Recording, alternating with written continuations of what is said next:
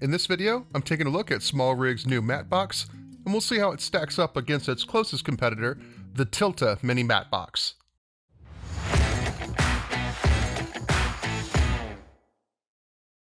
Let's get into some of the details of the Smallrig matte box.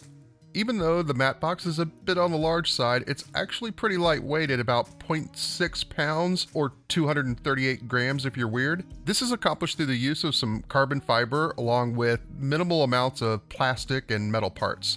The body appears to be mostly carbon fiber as well as the front flag. The parts surrounding the carbon fiber body feel like aluminum to me, and the little door for the filters is plastic. Let's take a closer look at the front flag. Like I mentioned, it's carbon fiber. You have a top clamp that releases like this so you can flip the flag up or down. Close the clamp to lock it in place. However, even with this clamp locked down, you can still move the flag around if you want. I fear doing this a lot may wear down the fastening system, but there's really no way to know until a good amount of time's gone by. It's just something that you might want to be aware of. The top of the matte box has 4 1/4-20 mounts. I'm not sure exactly what you'd want to mount out here at the end of the matte box. Anything too heavy, the whole matte box might actually slip off your lens. Speaking of that, let's look at how this actually mounts to your rig. In the box, you get 4 threaded adapter rings that will work with lenses with filter threads from 82mm, 77mm, 72mm, and 67mm. Personally, I think that's the perfect spread for this matte box. I mean, you wouldn't want to mount this thing to a tiny lens. I mean, you could, but I think it would kind of look pretty goofy.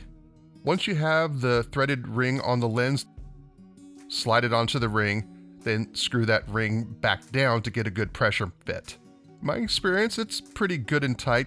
The matte box is not going to go like flinging off if you move your rig around. You can manually twist it a little bit, but you know, it stays on pretty securely. There's one feature of this matte box that I actually love and I hate, and that's how you use filters with this thing. To insert a filter, just pull down on this little plastic door here. I love that you can use either 4x4s or the wider 4x5.6 filters, and you can actually stack 2 of them together in here. You just simply slide them in, and then you tighten down the appropriate top screw to hold the filter in place, and you close the door back up. What I don't like is that you can't use filter frames with this matte box, so you kind of need to be careful so you aren't getting smudges on your filters you're putting them in. At least they did design these little spaces in the front here so you can push them out by just touching the sides of the filter. What if you use super wide lenses that don't have filter threads?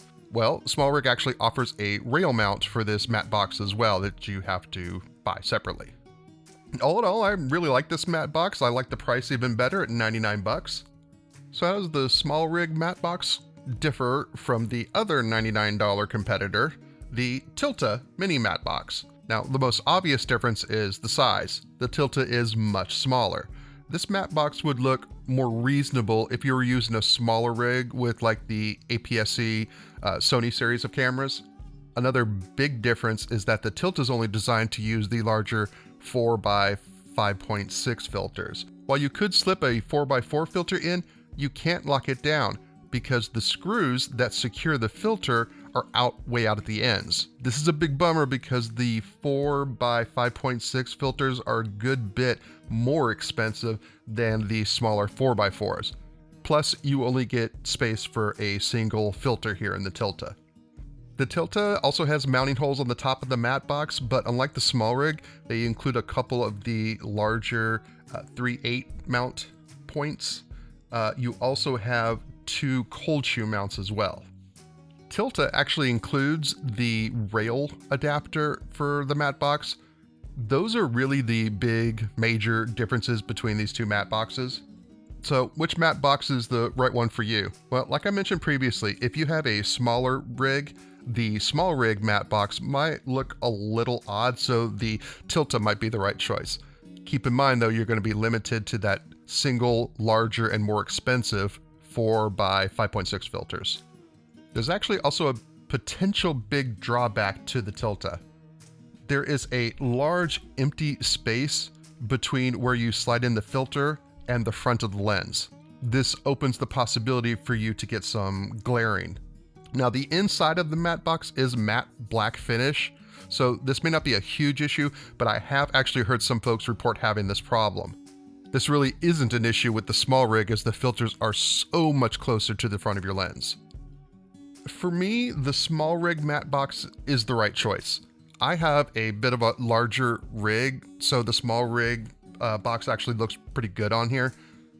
I get to use my choice of the less expensive 4x4 filters, not to mention I get the ability to use 2 of them. Ultimately, you need to decide if you even need a matte box at all. Reducing the chance for flaring is a big reason to get a matte box. Having the ability to adjust your top flag is super handy for this. I'm starting to use the larger filters now, just because I like working with them more than the screw-on filters. They're so much easier to swap in and out, especially when you're on a set where time is everything. So a matte box just makes sense for me. If you have any questions about either of these matte boxes, just let me know down in the comments. Consider leaving a like if you're feeling generous. Until later, have a good one.